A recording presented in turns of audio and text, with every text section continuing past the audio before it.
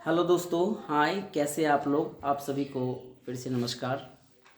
आइए आज हम लोग शुरुआत करते हैं अब 10th क्लास के गणित का। और उसमें हम पहला, दूसरा और तीसरा चैप्टर आपको वीडियो बना दिए हैं। और ये है आपका एनसीईआरटी बुक बीटीसी का। तो चौथा चैप्टर से हम लोग शुरुआत करेंगे और चौथा चैप्टर का नाम है द्विघात समीकरण। ये अपना सीरीज अब चलता रहेगा। और मेरे पास इंस्ट्रूमेंट का थोड़ा अभाव है कुछ ऐसी चीज़ का, जिसकी वजह से हम बोर्ड पे भाषा वाला क्वेश्चन नहीं लिख पाएंगे।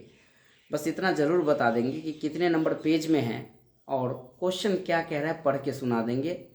जब भी आप मेरा वीडियो देखिएगा तो आप बुक अपने पास रखिएगा। और बुक रखने से आप सबको फ़ायदा भी होगा कि कम से कम क्वेश्चन जब देखिएगा इतना नंबर पेज में इतना नंबर क्वेश्चन है, और क्वेश्चन को खुद से रीड करके जब आप किसी को बनाया हुआ चीज़ देखिएगा तो ज़्यादा समझ में आएगा। बाकी हम ही लिख देंगे, सब चीज़ हम ही बताएंगे तो आपको समझ में नहीं आएगा। ये भी आपके लिए एक फ़ायदा की बात होगी। कुछ कमी संसाधन में भी अच्छी चीज़ देखने को मिलता है। तो ये मेरा प्रयास रहेगा, आपको सारा गणित इस बार ख़त्म करेंगे। हम लोग शुरुआत करते बिना समय गंवाए चौथा चैप्टर की। और ये पीछे बैकग्राउंड आपको जो है अभी कुछ बच्चे को पढ़ाए थे तो ये चीज़ लिखा हुआ है। चलिए हम लोग शुरुआत करते हैं द्विघात समीकरण का। चैप्टर का नाम है चौथा नंबर, जो आपको ये चौथा चैप्टर आपको 80 यानी 78 या 79 नंबर पेज में मिल जाएगा। चैप्टर का नाम है द्विघात समीकरण। सबसे पहले द्विघात समीकरण के बारे में जानिए। द्विघात समीकरण का सबसे पहले आपसे पूछा जाएगा कि व्यापक रूप क्या है।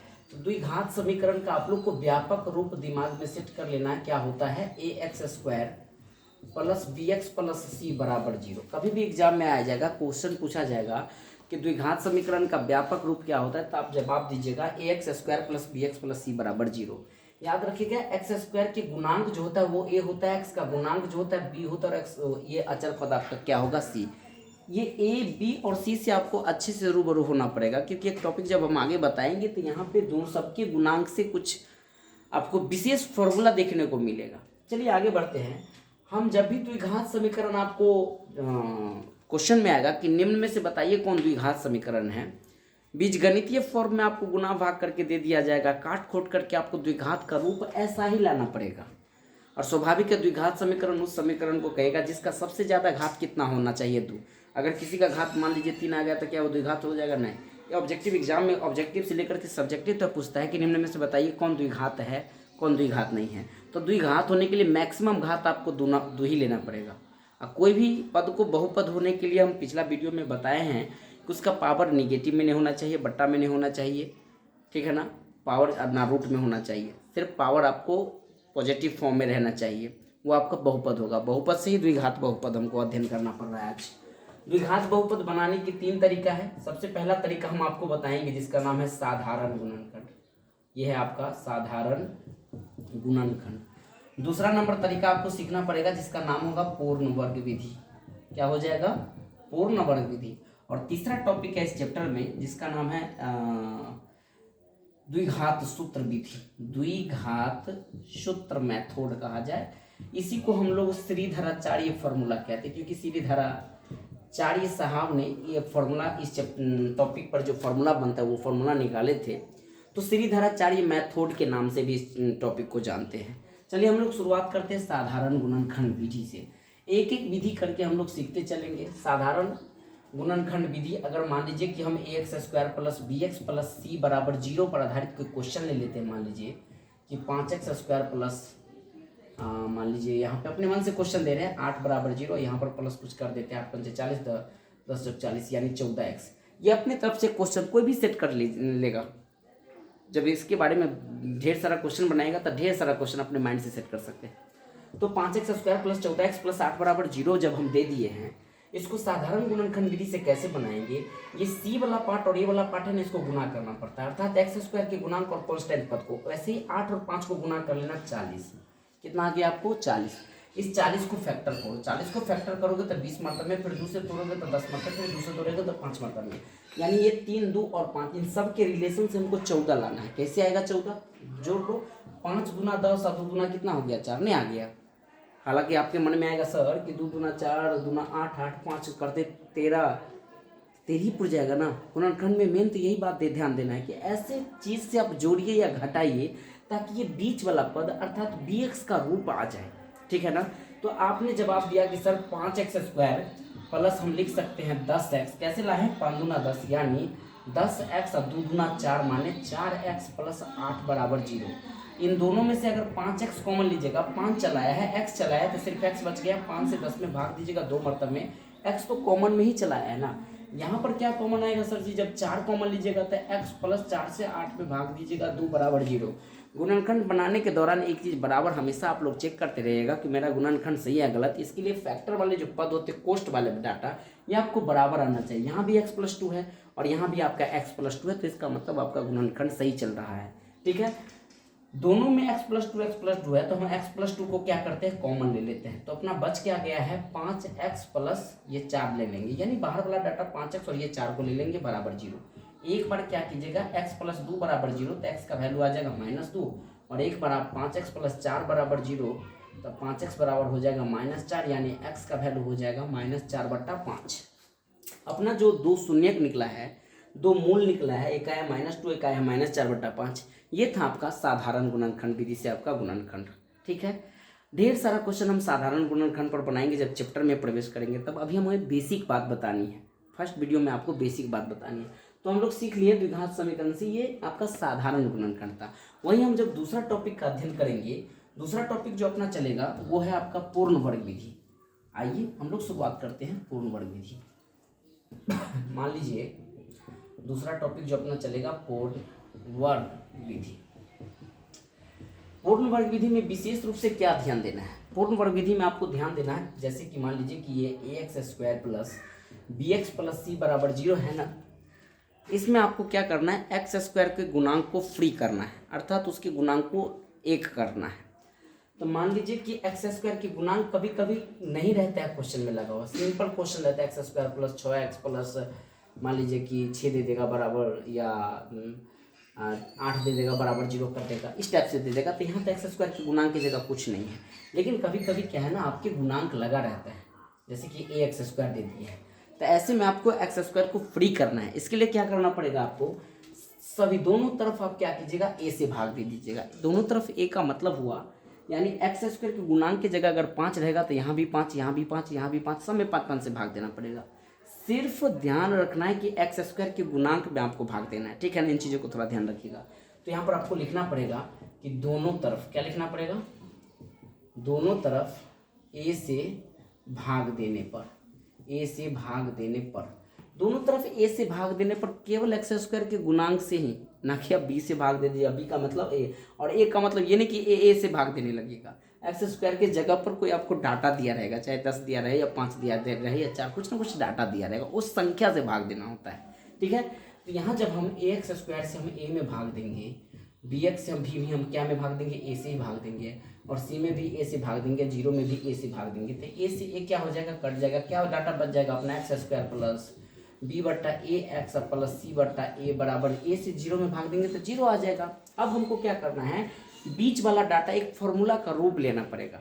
कैसे, जैसे कि आप लोग फॉर्मूला जानते हैं, इस क्वेश्चन के लिए कम से कम 3 फार्मूला आपको अध्ययन करना पड़ेगा, जो आप बचपन से जानते हैं। a प्लस बी के होल स्क्वायर बराबर होता है a² plus 2ab plus b², और एक होता है a माइनस बी के होल स्क्वायर बराबर होता है a² minus 2ab plus b², और एक होता है a plus b into a minus b बराबर होता है a² माइनस b²। ये 3 फार्मूला आपको ध्यान में रखना पड़ेगा। तो ये इस प्रोसेस से, इस मेथड को आप अच्छे से समझ सकते हैं, ठीक है। तो हमको ये वाले ना एक सूत्र में बनाना है। जब डाटा b/a इंटू एक्स का मान अगर प्लस में होगा तो प्लस वाले सूत्र पर चलेंगे, अगर ये डाटा माइनस में होगा तो माइनस वाले सूत्र पर चलेंगे। इन चीज़ों को थोड़ा ध्यान रखने का। अब हम क्वेश्चन में आते हैं। कुछ क्वेश्चन अपने मन से लेते हैं और उसको हम लोग द्विघात सूत्र से, द्विघात नहीं, पूर्ण वर्ग विधि से बनाते हैं। जैसे कि मान लीजिए कि एग्जाम में आ जाएगा, अपने मन से कोई क्वेश्चन ले लीजिए 2x² प्लस 9 बराबर 0, 9 दूना 18, 6 का 18, और 9 दूना 18, 6 का 18, यानी यहाँ भी हम 9x मान लीजिए कर दिए। 2x² है ना, और प्लस 9x प्लस 9 बराबर 0 दे दिए, क्वेश्चन है। इनको आपको पूर्ण वर्ग विधि से बनाना है। कौन विधि से बनाना है, मान लो कि पूर्ण वर्ग विधि से बनाना है। तो पूर्ण वर्ग विधि से बनाने के लिए क्या करना पड़ेगा आपको, हम अभी बताए हैं कि एक्स स्क्वायर का जो गुणांक 2 है आप क्या कीजिए, सब में 2 से भाग दे दीजिए, सिर्फ एक्स स्क्वायर के गुणांक से। तो यहाँ लिखना पड़ेगा आपको, थोड़ा इसको 2 पार्ट में हम बांट के बनाएंगे क्योंकि थोड़ा क्वेश्चन लॉन्ग चल जाता है। तो लिखेंगे दोनों तरफ क्या से 2 से भाग देने पर तो आप क्या कीजिएगा, 2x² / 2 लिखना पड़ेगा, फिर 9x/2 लिखना पड़ेगा, फिर 9/2 लिखना पड़ेगा, 0/2, 2 से 2 कट गया। यहाँ अपना क्या बच जाएगा, x² + 9/2 x + 9/2 बराबर में 0। अब मन में सोचो, हम बताया है कि यहाँ जो b/a का वैल्यू है ये मान लीजिए 9 है, b/a का मान प्लस में ना, तो प्लस वाला फॉर्मूला आपको अप्लाई करना पड़ेगा। एक फॉर्मूला बनाइए, देखो जैसे a², मन में फीलिंग करो कि हम x² को a मान लिए हैं, तो ये हो गया a² प्लस अपना मन से 2 चिपका दो, क्योंकि फॉर्मूला में a + b के होल स्क्वायर में 2 आता है ना, तो 2 और a की जगह क्या चिपका दो x, और b के जगह आपके मन से ऐसा मान डालिए, ऐसा वैल्यू डालिए ताकि ये गुना होकर के 9/2 आ जाए। मैं जो बोल रहा हूँ चीज़ों को ध्यान से रखिएगा, समझिएगा। मैंने तो x² को मन में a मान लिया, ये फॉर्मूला का 2, हर फॉर्मूला में 2a बचपन से आप याद करते हैं, तो वो 2 आपको चिपकाना पड़ेगा। ये x कहाँ से लाए सर जी, क्योंकि फॉर्मूला में होता है 2ab, तो a की जगह क्या हम माने हैं, x² माने हैं ना, इसलिए a का वैल्यू हम पुट कर दिए, 2a हो गया। अब आपको b की जगह ऐसा मान मानिए ताकि आपको 9/2 आ जाए। तो मान लीजिए कि अगर हम 9/2 दे देते अपने मन से, तो ये तो मेरा गलत पुट हो गया। क्यों? क्योंकि ये 2 से 2 कट के 9 और x गुना होकर के 9x हो गया ना, हमको तो 9/2x लाना है ना। तो 9/2x लाने के लिए इसका मतलब है सर कि यहाँ पे हमको 9/4 से गुना करना पड़ेगा। काहे? क्योंकि 2 से 4 पे भाग दोगे तो 2 मरतबे आपको क्या हो जाएगा, लग जाएगा, तब 9/2 बच जाएगा, ये x तो 9/2x हो गया। तो आपको अपने मन से ये जो b का मान पुट किया ना 2ab, एक बार क्या करना पड़ेगा, b² जोड़ना पड़ेगा और एक बार b² घटाना पड़ेगा। यानी यहाँ पर हम 9/2 का स्क्वायर एक बार जोड़ देते हैं, एक बार 9/2 का स्क्वायर करते हैं, घटा देते हैं। ये अपना मन से देना पड़ेगा एक फॉर्मूला का रूप बनाने के लिए। और पहले से ऑलरेडी 9/2 नहीं, यहाँ पे आपको क्या करना पड़ेगा, 9/4 करना पड़ेगा। क्यों? क्योंकि b का मान आप 9/4 माने हैं ना, तो एक बार b² जोड़ दिया, b² घटा दिया, पहले से क्या आपकी वैल्यू 9/2 दिया हुआ है, बराबर में 0 है, तो 0 दे दो। अब मन में सोचो एक फॉर्मूला बन रहा है a² + 2ab + b²। माने देखा जाए तो यहाँ तक एक फॉर्मूला आपका बन रहा है, नहीं बन रहा है, यहाँ तक क्या फॉर्मूला बन गया, a + b का होल स्क्वायर हो गया। देखो ना, फैलाओ इसको, a² फॉर्मूला का 2ab + b² एक फॉर्मूला बन गया है। और इसका वैल्यू तोड़ दो, 9 का स्क्वायर हो जाएगा 9 9 81, 4 चौका हो जाएगा 16, ऑलरेडी है 9/2 बराबर 0। यानी इसको हम लिख सकते हैं x + 9/4 का होल स्क्वायर। 16 और 2 का लघुत्तम लीजिएगा तो 16 होगा, 16 से 16 एक मरतबे कट गया, यानी 81। 2 से 16 में भाग दोगे तो 8 मरतबे लगेगा, और 8 को 9 से गुना करोगे तो 9 8 72 बराबर हो जाएगा 0।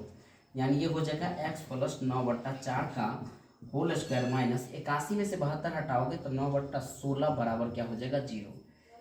अब यहाँ पर लिख सकते हैं x + 9/4 का होल स्क्वायर, दिखाई देता होगा, माइनस हम 9/16 है ना, 9/16 की जगह हम लिख सकते हैं 3/4। क्यों? 3 3 9 4 चौका 16, इसका एक स्क्वायर बना दो बराबर 0। आपके मन में एक फॉर्मूला आता होगा कि सर इतना टोटल मान को अगर मन में कैपिटल A मान लीजिए और इसको B मान लीजिए, या कुछ भी मान लो, तो टोटल को हम a मानते हैं, तो a² - b² का फॉर्मूला पे जा रहा है। a² - b² किसका फॉर्मूला होता है, a + b × a - b, जानते हैं ना। तो हम लिख सकते हैं, देखो इस टोटल वैल्यू को हम a माने हैं, कैसे लिख सकते हैं, x + 9/4 अगर हम लिखे तो इसका मतलब है कि हम a लिखे हैं, a + b का वैल्यू क्या लोगे, 3/4, ये टोटल a मान ली है, a + b × a, अब माइनस क्या देना पड़ेगा आपको, b बराबर 0। ये किस सूत्र पर जा रहा है, a + b × a - b पर, क्योंकि इतना दूर का मान को आप a माने हैं और a + b × a - b। अब देखो 9 गो आम और 3 गो आम, क्योंकि नीचे आम ही है, आम माने लघुत्तम बराबर है, तो 4 4 का लघुत्तम 4 हो जाएगा, तो 9 और 3 तो टोटल इसको आप 12/4 कर सकते हैं एलसीएम करके।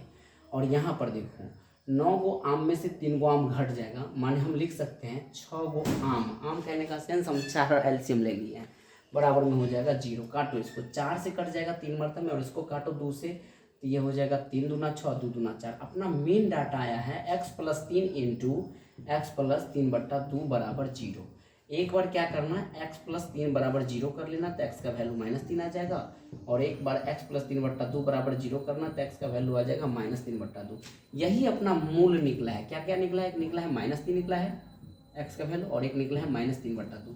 यही आपका पूर्ण वर्ग विधि से। एक बार फिर से बताइए सर जी, पूर्ण वर्ग विधि में जो क्वेश्चन दिया रहता है, सबसे पहला सेंस है कि आपको x² का गुणांक है उसको फ्री करना होता है। कैसे करते हैं हम लोग, 2 से सब में भाग देते, भाग देने के बाद एक समीकरण लेता है, द्विघात समीकरण, और एक ऐसा समीकरण आता है जिसको हमको एक फॉर्मूला के रूप में तोड़ना होता है। हम a² फॉर्मूला का 2 अपना मन से चिपकाएंगे। अगर यहाँ डाटा प्लस है तो प्लस वाला फॉर्मूला लेकर के चल रहे हैं, अगर डाटा यहाँ माइनस रहता तो हम माइनस वाला फॉर्मूला के लेकर के चलते, अर्थात a-b के होल स्क्वायर का रूप बनाने का कोशिश करते हैं। तो यहाँ हो जाएगा a² 2a और b। एक बार क्या करना है अपने लोग को, एक बात ध्यान रखना है, b² जोड़ना पड़ता है, एक बार b² घटाना पड़ता है। अब प्लस 9/2 शुरू से ऊपर से ही आ रहा है, तो 9/2 बराबर 0। हम यहाँ से लेकर के यहाँ तक अगर झांकते हैं तो एक फार्मूला का रूप ले रहा है a+b का होल स्क्वायर, जिसको हम कहते हैं a² + 2ab + b²। और ये टोटल 9 9 81 हो गया, 4 4 16 हो गया। यहाँ एलसीएम करके एक रूप ले लिया, 3/4 का स्क्वायर। ये टोटल वैल्यू ऊपर से ही आ रहा है। इस सब डाटा को हम a मान लिए, इसको b मान लिए। a² - b² का फॉर्मूला होता है a + b a - b। सबको जोड़ चीज के आपका मूल निकल गया। ये था आपका पूर्ण वर्ग विधि। अब जो हम लोग पढ़ेंगे द्विघात सूत्र विधि, इनको थोड़ा गौर से देखिएगा और यही क्वेश्चन दिमाग में रखिए। इसी भी क्वेश्चन को हम लोग द्विघात सूत्र से भी बनाएंगे ना, तो यही आंसर आएगा। जैसा कि आपको तीसरा चैप्टर में हम बताए हैं कि कोई भी सवाल को अगर आप 4 मेथड से बनाते थे, 2 चर वाले रैखिक समीकरण में, चाहे विलोपन हो, प्रतिस्थापन हो, या ब्रजगुणन हो, या ग्राफ हो, तो आंसर आपको इक्वल आता। तो वैसे ही आपको चौथा चैप्टर द्विघात समीकरण वाला में है, चाहे आप साधारण गुणनखंड से बनाइए, या पूर्ण वर्ग विधि से बनाइए, या द्विघात सूत्र से बनाइए, आपका आंसर सही एक ही जैसा आ जाएगा। ठीक है ना। तो हम लोग बनाते हैं इसको द्विघात सूत्र से, लेकिन द्विघात सूत्र विधि पढ़ने से पहले कुछ आपको फॉर्मूला जानकारी लेना पड़ेगा। द्विघात सूत्र मैथड अपना तीसरा पढ़ेंगे। इसमें आपको एक टॉपिक नया आता है जिसका नाम है विवेचक या विविक्त कर। ये बड़ी वीवीआई टॉपिक है, इससे बहुत सारा ऑब्जेक्टिव पूछा जाता है। सबसे पहले हम लोग जानेंगे कि विविक्त कर या विवेचक क्या है। विविक्त कर या विवेचक जानने के लिए आप इनको एक सिंबल से सूचित करते हैं, जिस सिंबल को हम लोग स्मॉल डी के नाम से जानते हैं। कहेगा नहीं, सॉरी, स्मॉल डी नहीं, यहाँ पर कैपिटल डी दीजिए, कैपिटल डी के नाम से जानते हैं। गलती की, इसका मतलब है जानबूझ के गलती किया गया है। कैपिटल डी यहाँ मानेंगे, और स्मॉल डी कहाँ मानते हैं हम लोग, 5वां चैप्टर में जो अर्थमेटिक प्रोग्रेशन पढ़ते हैं, एपी समांतर श्रेणी, वहाँ पे आपको भी डी मानना पड़ेगा एक फॉर्मूला में, जिसको हम सर्वांतर कहते हैं। खैर, ये सूत्र होता है, जैसे कि एक द्विघात समीकरण का व्यापक रूप ले लेते हैं, ax² + bx + c बराबर 0, तो एक सूत्र निकलता है, d बराबर होता है b² - 4ac। ये फॉर्मूला दिमाग में एकदम सेट कर लो। विवेचक या विविधकर का फॉर्मूला क्या होता है, b² - 4ac, b² - 4ac, b² - 4ac। याद रखना बाबू, ये b कहाँ से लाते वैल्यू, जो x के बगल में डाटा होता है ना, उसको b मानते हैं। ना यहाँ पे x के बगल में कितना हम लिए, 9 लिए, तो इस x के बगल वाले डाटा को हम 9 ले लेते हैं। फॉर्मूला का माइनस बनता है, ये फॉर्मूला का जब डेरिवेशन करेंगे वहाँ से ये 4 आता है, और a किसके बगल का है, x² के बगल का। कभी कभी x² के बगल में कुछ नहीं रहे तो आपको कितना लेकर के मानना है, 1 लेकर के चलना है। और c होता है आपका आचार पद, जैसा कि 9 चिपका देंगे। और यहाँ से आपका 3 केस निकल सकता है, d का 3 तरीका का मान निकल सकता है, और यही 3 तरीका का मान आपको मूल की प्रकृति को दर्शाता है। कभी कभी एग्जाम में पूछ भी दिया जाता है कि मूलों की प्रकृति क्या है। तो याद रखिएगा, पहला केस होगा जब d का मान आपको 0 से ज़्यादा आ जाए।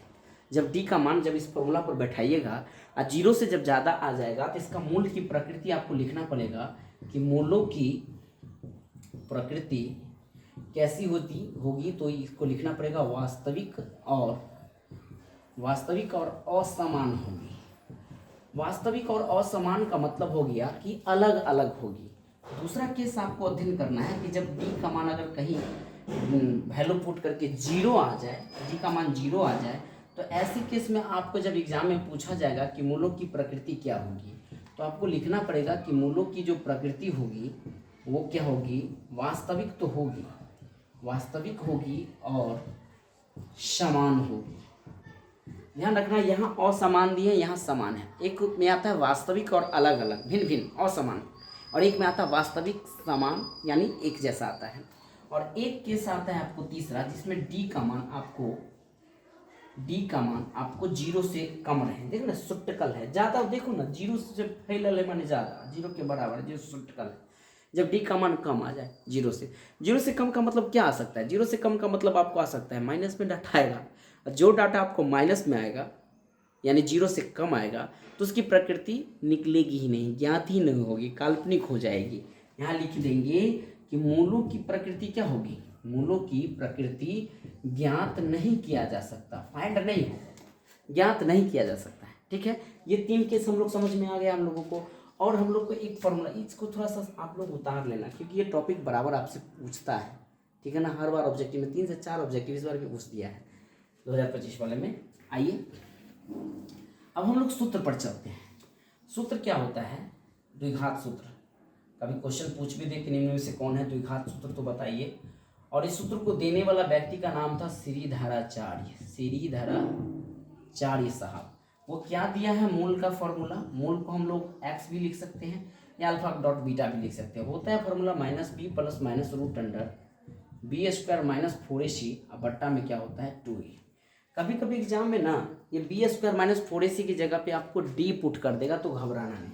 यानी ये भी फॉर्मूला हो सकता है b plus minus root under d बट्टा 2a। ठीक है ना, इसको अलग अलग करके भी आप लिख सकते हैं। एक बार हम अगर इस बीच में हम अल्फा कॉमा बीटा मान लिए, मान लो, तो अल्फा का वैल्यू हम लेंगे -b plus root under d बट्टा 2a, और बीटा का वैल्यू क्या आ जाएगा -b, और ये वाला माइनस लेंगे ना तो माइनस रूट अंडर d बट्टा क्या लेना पड़ेगा आपको 2a। समझ में आया? ये आपका टोटल थ्योरी है। अब इस क्वेश्चन को हमको द्विघात सूत्र से बनाना है, ध्यान रखना। इस सूत्र को थोड़ा लिख लेने का। चलिए द्विघात सूत्र से हम बनाते हैं इस चैप्टर को। सबसे पहले हम लोग को क्या देना पड़ेगा? इसी क्वेश्चन में हम 2 क्वेश्चन फिर देते हैं। सबसे पहले तो आप इसका मूल ज्ञात कीजिए, और मूल की प्रकृति भी आपको ज्ञात करना है, नेचर क्या होगा। तो सबसे पहले हम जब इसका मूल की प्रकृति ज्ञात करेंगे तो डी निकालना पड़ेगा। डी बराबर क्या होता है? B square minus 4ac। अब ये फॉर्मूला बताया। बी का वैल्यू कितना पुट करोगे? 9 स्क्वायर माइनस 4 गुने ए का वैल्यू कितना पड़ोगे? पुट करोगे 2, और सी का वैल्यू हो जाएगा अपना 9। बी स्क्वायर माइनस 4ac हम पुट कर दिए। चलो 9 का स्क्वायर हो जाएगा 81, 4 दूना 8 नमा कितना हो जाएगा 72, घटा घुटा के कितना आ गया? ये 9 आ गया। 9 आप ही से हम पूछना चाहेंगे, बताइए कि 9 0 से कम है या 0 से ज़्यादा? तो आप कहेगा सर 0 से ज़्यादा है। और जब 0 से ज़्यादा है तभी हम आपका 3 थ्योरी बताए ना, कि जब डी का मान 0 से ज़्यादा है तो प्रकृति क्या होता है? वास्तविक और अलग अलग माने असमान। जब डी का मान 0 यहाँ पर आ जाता हमको, मान लीजिए घटा उठा के, तो आपको क्या बताना होता कि मूल की प्रकृति सर वास्तविक और इक्वल है यानी समान है। और जब मान लीजिए यही डाटा आपको माइनस में आ जाता, -9 आ जाता, तो मूल ज्ञात नहीं होगा। बस इतना ही तो बात आपको जानना है। तो यहाँ पे क्या होगा, चूंकि हम लोग लिख देंगे कि डी का मान जो है 0 से ज़्यादा है यानी 9 ज़्यादा है, इसलिए मूल की प्रकृति क्या होगी? मूल हो जाएगी वास्तविक, थोड़ा अच्छे से लिख देते हैं, वास्तविक हो जाएगी मूल वास्तविक, और कैसा होगा? असमान। अब देखो हम निकाल के बताते हो असमान कैसा होगा। असमान माने अलग अलग। चलो ग्रुप में थोड़ा बांट देते हैं, जगह का अभाव होता है। यानी इस क्वेश्चन को देखा जाए तो हम लोग सीधे लिखेंगे मूल। मूल का मतलब होता है एक अल्फा मान लेते हैं और एक बीटा मान लेते हैं। क्या फॉर्मूला है? -b plus minus root under d बट्टा 2a, यानी -b का वैल्यू कितना है? 9 है, plus minus root under d का मान हम लोग कितना लाए हैं? d का मान 9 लाए हैं, अब बट्टा में 2 गुने a का वैल्यू कितना ले लेंगे? 2 लेंगे। फिर से सर हम ये तो फॉर्मूला याद रखना पड़ेगा आपको। ये फॉर्मूला का माइनस है तो माइनस दिए, b का मान कितना है? तो 9 है तो 9 दे दिए, प्लस माइनस d का वैल्यू हम लोग कितना निकाले हैं? 9 निकाले तो 9 दिए, बट्टा में 2, फॉर्मूला का ये 2 है। कैसे फॉर्मूला? यहाँ दिया ना 2, और a का वैल्यू एक्स स्क्वायर के बगल वाला डाटा, यानी शॉर्टकट में देखा जाए तो इसको -9 प्लस -9 के बाहर कितना निकल जाएगा? 3, क्योंकि रूट के अंदर अगर 9 है तो 3 गुने 3 1 3 तो बाहर निकल जाएगा, और बट्टा में आपका है 2 दूना 4। अब यहाँ क्या करेंगे, एक बार हम अल्फा का मान लिखेंगे। अल्फा का मान क्या लिखेंगे? -9 है ना, ये -9। एक बार प्लस वाला डाटा लेंगे, +3, बट्टा में दे देंगे 4। वहीं बीटा का मान क्या लिखना पड़ेगा? -9 -3 बट्टा 4। -9 में से अगर +3 हटाते हो तो अल्फा का मान हो जाएगा -6 बट्टा 4। ठीक है ना। वहीं बीटा का मान हो जाएगा -9 में -3 जोड़ दीजिएगा तो -12 बट्टा 4। इसको काटोगे तो 3 दूना 6, 2 दूना 4, यानी देखा जाए तो अल्फा का वैल्यू -3/2 आ गया। वहीं इसको काटोगे तो 3 मरतबे में कट जाएगा, यानी बीटा का वैल्यू आपको -3 आ जाएगा। और यही आंसर आपको हम पूर्ण वर्ग विधि जब बताए थे तो 1 शून्य का आपको -3 आया था और 1 शून्य का आपको -3/2 आया था। ये था आपका पूर्ण वर्ग, ये श्रीधराचार्य मेथड अर्थात द्विघात सूत्र विधि से। तो कुल टॉपिक हम लोग इतना ही पढ़ेंगे अपने चौथे चैप्टर में।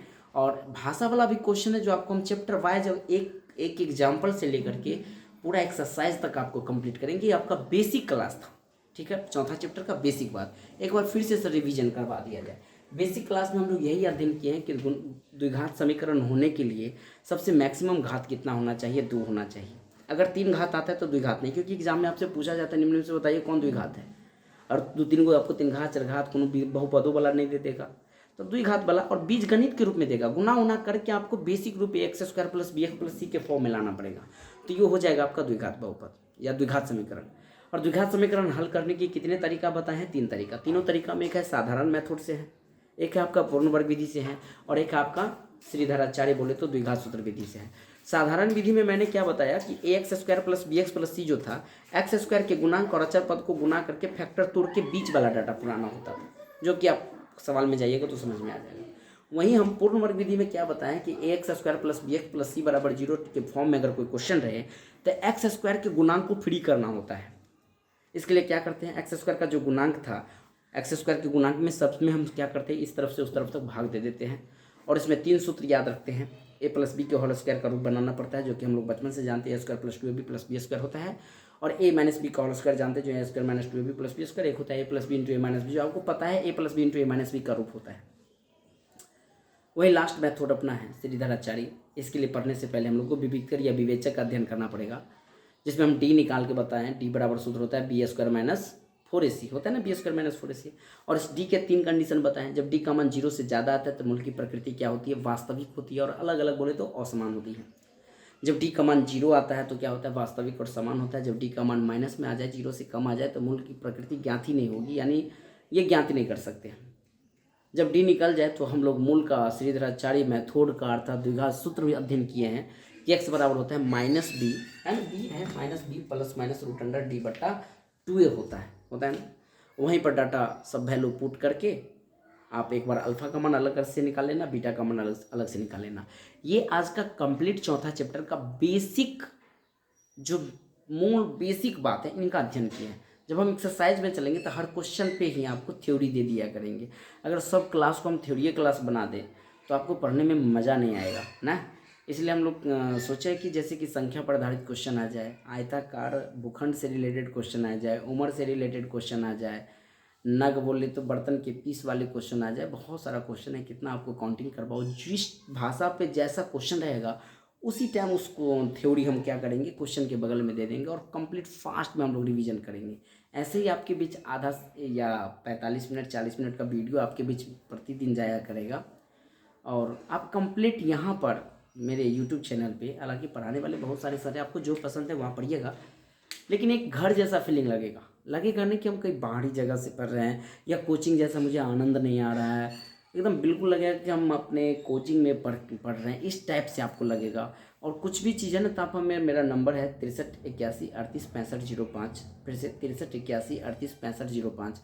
आप इस पर फ़ोन कीजिए, क्वेश्चन पूछिए, जो भी आपका डाउट है हम सब डाउट आपको क्लियर करने का कोशिश करेंगे। हाँ, जो कुछ नहीं आएगा तो फिर देख करके आपको बताने का कोशिश करेंगे। ऐसा नहीं कि हम भी बहुत बड़े विद्वान हैं, हमको पूरा चीज़ आता है इसलिए मैं मंच पे आया हूँ, क्योंकि कुछ चीज़ आपसे सीखने को मिलेगा। जब हम अपने अंदर कुछ कमी को नहीं दर्शा पाएंगे, अपने आप की कमी हमें कोई रियलाइज़ नहीं कराएगा, तो कोई भी इंसान नहीं ऐसा जो कोई चीज़ सीख लेता है, ठीक है ना। तो कुछ भी ऐसा कुछ लगे डाउट तो आप हमें ज़रूर कॉल कीजिए या कमेंट में क्वेश्चन कीजिए, हम उसको सोल्यूशन आपको देने का प्रयास करेंगे, ठीक है। ये छोटी वीडियो थी इसलिए थोड़ा सा लॉन्ग टाइम आपसे बात कर लिए। बाकी अगले वीडियो में इस विषय बिंदु पर वार्तालाप, हाल समाचार, ये सब नॉर्मल चीज़ है। मेन हमारा टारगेट रहेगा चैप्टर वाइज चैप्टर ख़त्म करने का। तो कल अपना जो वीडियो डाला जाएगा वो आपका 4.1 का जितना भी क्वेश्चन है और प्लस एग्जाम्पल है वो सब NCERT बुक अपने बगल में ले करके बैठना और तब वीडियो देखने, तो मज़ा आएगा। फिर उदाहरण पहला से लेकर के तीसरा तक, और उसके बाद आपका 4.1 ये सारा क्वेश्चन कल के वीडियो में हम खत्म करेंगे, क्योंकि आप बेसिक देख लिए। फिर से हो सके तो शॉर्ट फॉर्म में 2 मिनट में हम बेसिक उस वीडियो में भी ख़त्म कर देंगे, आपको ज़्यादा टाइम किल नहीं करेंगे। चलिए लेते हैं हम विदा, तब तक के लिए good day, take care, all the best. जय हिंद, जय भारत।